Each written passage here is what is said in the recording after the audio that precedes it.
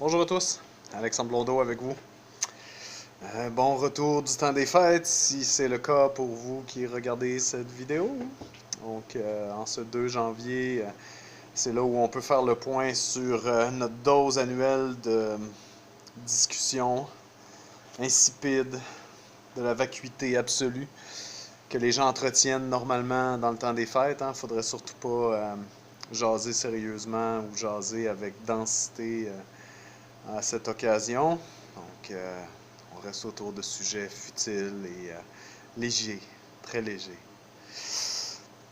Je profite de ce mois de janvier pour vous entretenir d'un sujet qui, dans la dernière année, a occupé beaucoup de mon attention. Et je nommerai le couple domestique. Donc, le mois de janvier est le mois où 40% des séparations se passent. Donc, c'est le mois le plus occupé pour les avocats au civil qui apprennent à l'université. Parce que j'ai côtoyé beaucoup la faculté de droit et j'ai moi-même des amis en droit. Donc, on leur donne des cours spécifiques pour leur montrer comment faire perdurer un conflit de couple.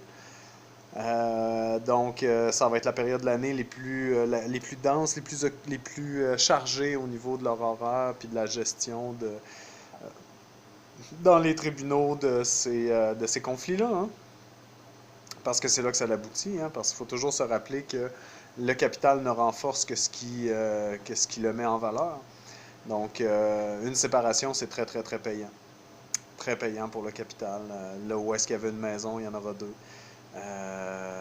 Là où est-ce qu'il n'y avait pas de besoin d'avocat, ben, il y en aura besoin de deux. Puis plus, qui sait.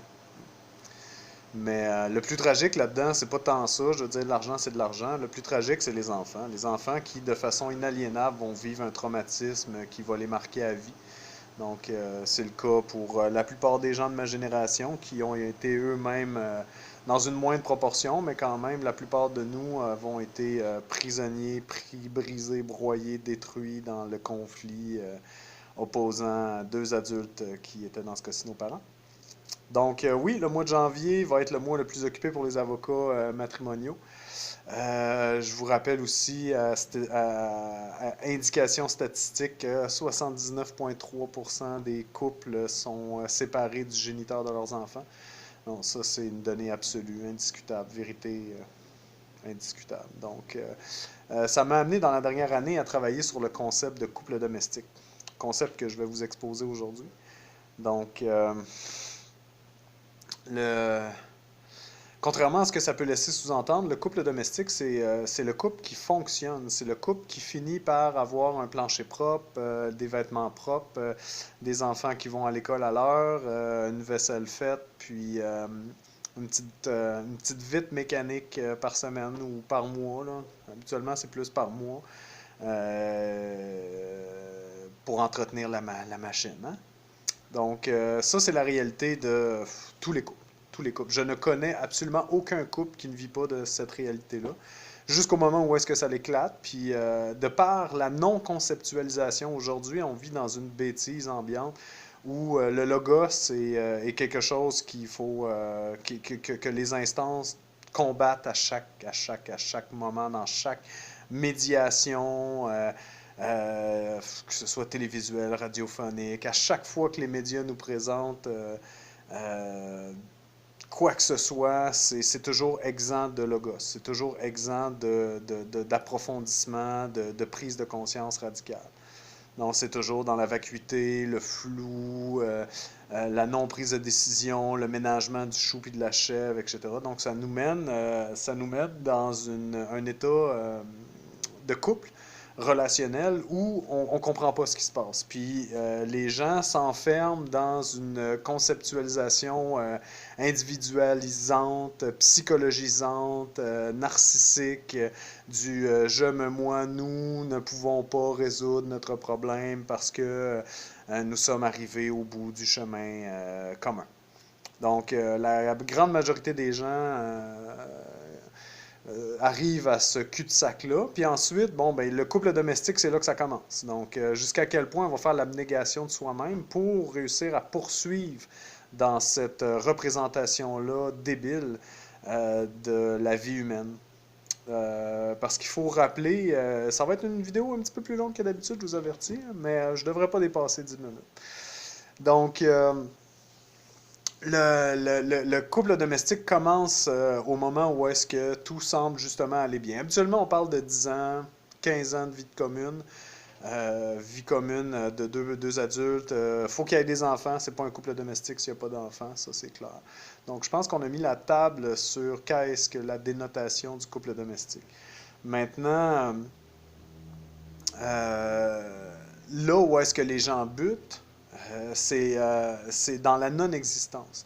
Parce que tout le monde est prêt à accepter que le couple domestique est une réalité immanente de la société du spectacle ambiant, la tyrannie du spectacle démocratique qui nous mène vers cette représentation-là débile qui nous est vendue depuis des milliers d'années. C'est pas nouveau. C'est juste qu'aujourd'hui, ça prend une pluralité de formes entre le classique prince-princesse qui se rencontre à l'homosexualité en passant par l'amalgame communautaire de surface qui ne rentre jamais dans la profondeur relationnelle. On a une pluralité de représentations qui nous est vendue puis que les gens achètent. Donc aujourd'hui, c'est le substratum pardon, de la reproduction. Donc pour arriver à se reproduire en tant qu'humanité, on passe tous par le fétichisme de la marchandise du couple domestique. Donc, l'enracinement de ça, c'est que les gens ne se rencontrent pas dans une immanence d'être, mais se rencontrent sur le marché narcissique des affects. Donc, moi, quand j'étais jeune, un grunge sortait pas avec une classique. Ou sinon, on avait un cas de Roméo-Juliette pour les familles, puis même pour la représentation des deux adolescents, ça se pouvait pas. Donc, un grunge sort avec une grunge, un skater sort avec un skater. Une médecin finit par se marier avec un avocat. T'auras pas, ou dans très rares cas, très très très minoritaires, t'auras pas une ouvrière ou un ouvrier qui va sortir avec quelqu'un qui travaille dans le tertiaire. Donc, on est dans le magasinage relationnel où les gens se rencontrent sur le marché. Donc, sur un marché des affects, où est-ce qu'on achète quelqu'un, on achète une personne qui devrait convenir en tant que géniteur, puis en tant que représentation sociétale à nos proches. Donc, les gens partent là-dessus. Fait que déjà, ça va pas bien. Puis ensuite, quand ils arrivent à buter sur le couple domestique, ils comprennent pas que 90% de l'histoire de l'humanité, 90% de l'autoproduire humain a été basé sur l'immanence relationnelle. Donc, l'immanence relationnelle, c'est un croître qui ne vit pas dans un clivage. Okay?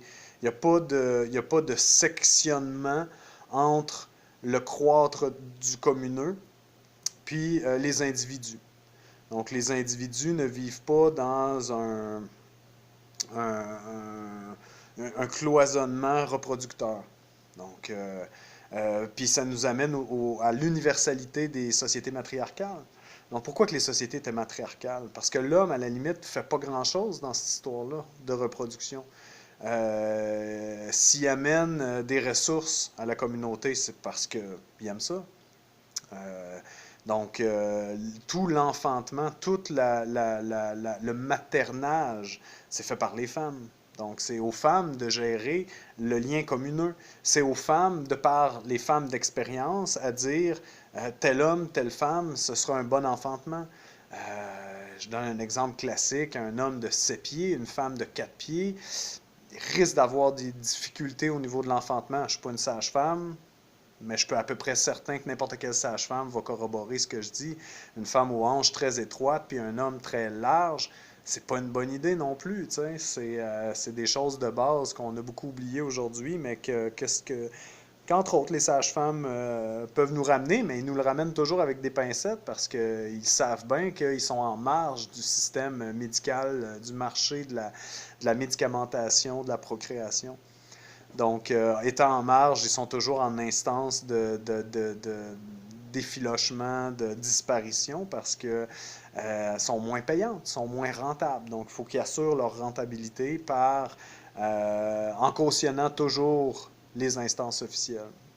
Euh, donc, c'est ça, en finalité, les gens partent sur des bases de représentation de fétichisme de la marchandise. C'est le marché narcissique des affects. Puis, on bute quand on se rend compte que finalement, c'est une impossibilité dialectique qu'un homme et une femme, toute leur vie, puissent s'apporter tout ce qu'ils ont de besoin, de tout ce qu'ils sont en droit d'attendre en tant qu'hommes et femmes, en termes de tendresse, en termes d'échanges amoureux, en termes d'immanence sensuelle, érotique.